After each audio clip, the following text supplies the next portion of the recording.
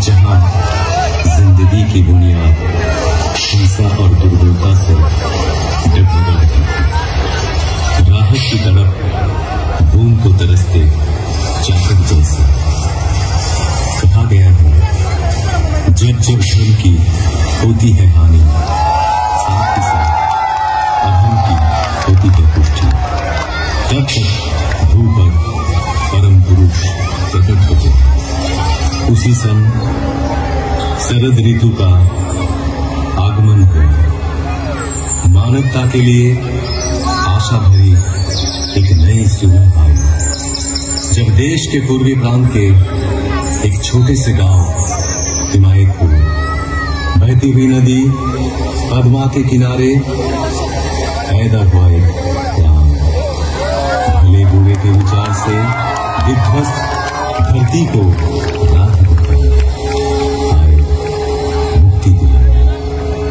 अचंभित रह गया हर कोई जब जन्म लेते ही खिलखिला कर हंसने लगा बच्चा। पिता शिव चंद्र चक्रवर्ती, माता मनमोहन देवी। मां ने आदर से नाम रखा पूरा नाम अनुकूल चंद्र चक्रवर्ती। एक दिन पूजा के समय आसन में विग्रह की जगह खुद बैठ गए वे।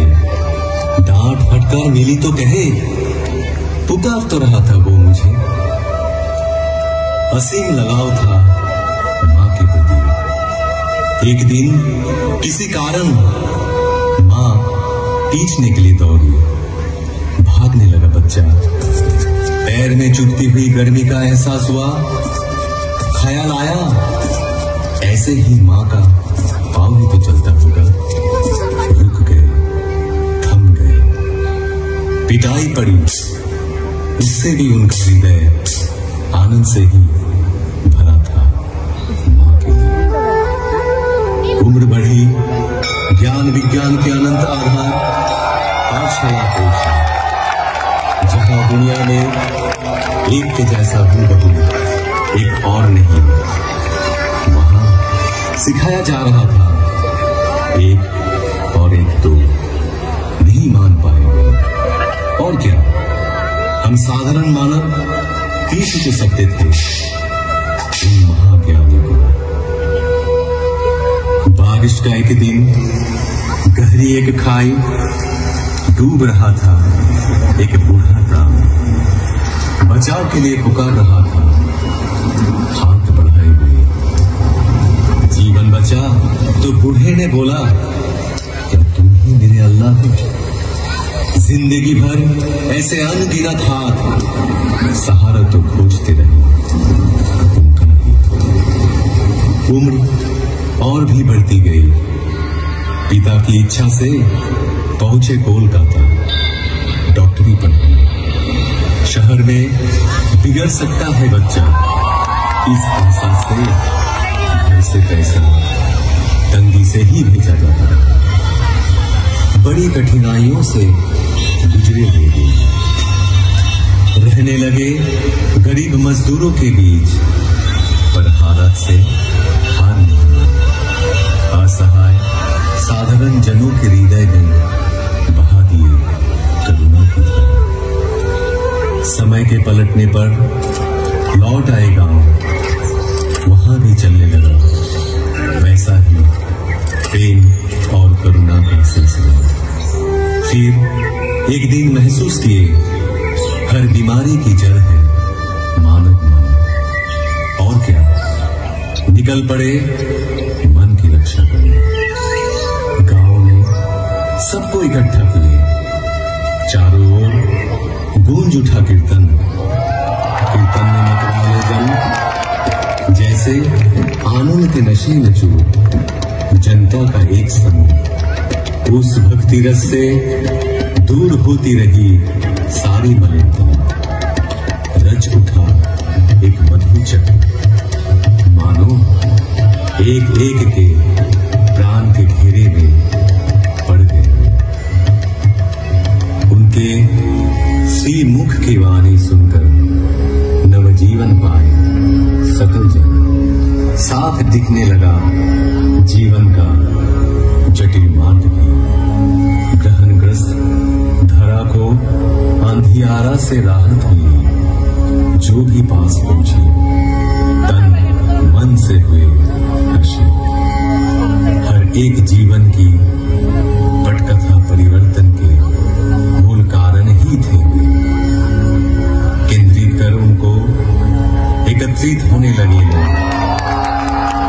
आए अर्थार्थी ज्ञानी जिज्ञासु संत भी पहुंचे, दुर्जन भी, त्यागी संसारी धनी निराश्रय निरक्षर सब आते रहे।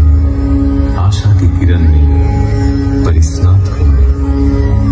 रचा कर्मशाला रचा ज्ञानशाला, आपूर्ति के लिए आनंद बाजार भी।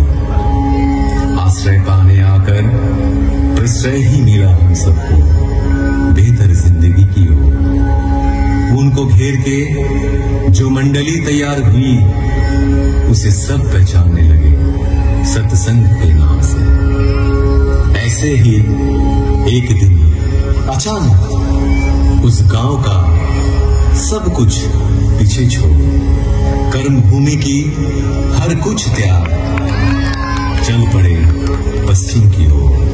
पहुंचे देवघर। साल भर बाद आई देश विभाजन के हलाहल से ग्रसित राष्ट्रीय स्वतंत्रता। अनगिनत घर बिखरे, अनेक प्राण बिछड़े। निराशा के वक्त कितनों को शरण दिए गए।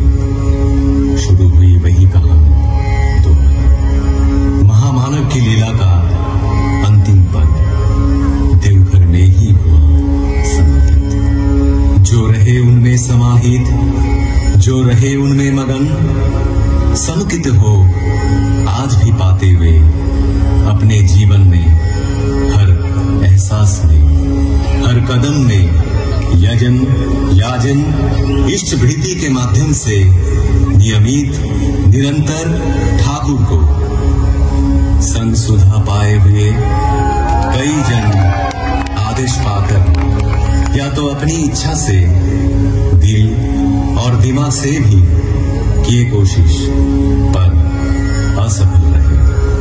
वो कोशिश मानो एक तितली के अपने पंख लहराकर आसमान छूने का प्रयास जैसा। उनका संपूर्ण बयान करना कठिन ही नहीं असंभव साबित हुआ। उनका व्याख्यान हो सकता नहीं, होता ही नहीं। ठाकुर की उपमा केवल ठाकुर ही है।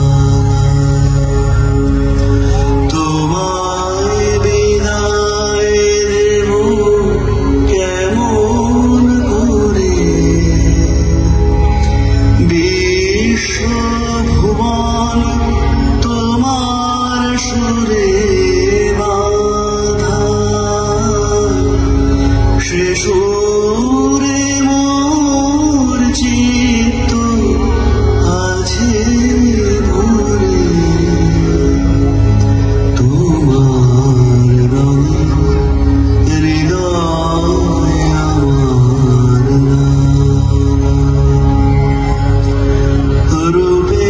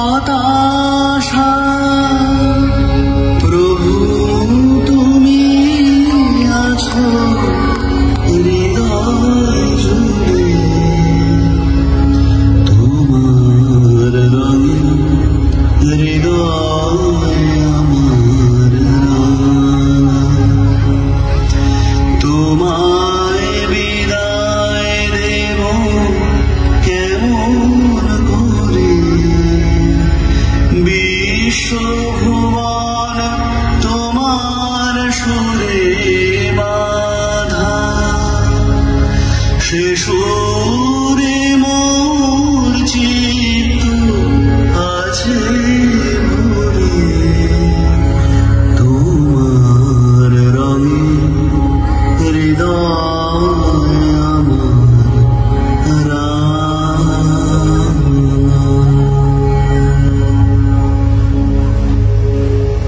বন্দে পুরুষোত্তম, বন্দে পুরুষোত্তম, বন্দে পুরুষোত্তম, বন্দে পুরুষোত্তম, বন্দে পুরুষোত্তম। পরম প্রেমময় শ্রী শ্রী ঠাকুর অনুকূল চন্দ্র জি কি জয়। পরম প্রেমময় শ্রী শ্রী ঠাকুর অনুকূল চন্দ্র জি কি জয়। পরম প্রেমময় শ্রী শ্রী ঠাকুর অনুকূল চন্দ্র জি কি জয়। পরমারাধ্যা জগৎ জননী শ্রী শ্রী বড়মা কি জয়। পরমারাধ্যা জগৎ জননী শ্রী শ্রী বড়মা কি জয়। পরমারাধ্যা জগৎ জননী শ্রী শ্রী বড়মা কি জয়। পরম পূজ্যপাদ শ্রী শ্রী বরদা কি জয়। পরম পূজ্যপাদ শ্রী শ্রী বরদা কি জয়। পরম পূজ্যপাদ শ্রী শ্রী বরদা কি জয়। পরম পূজ্যপাদ শ্রী শ্রী আচার্য দেব কি জয়।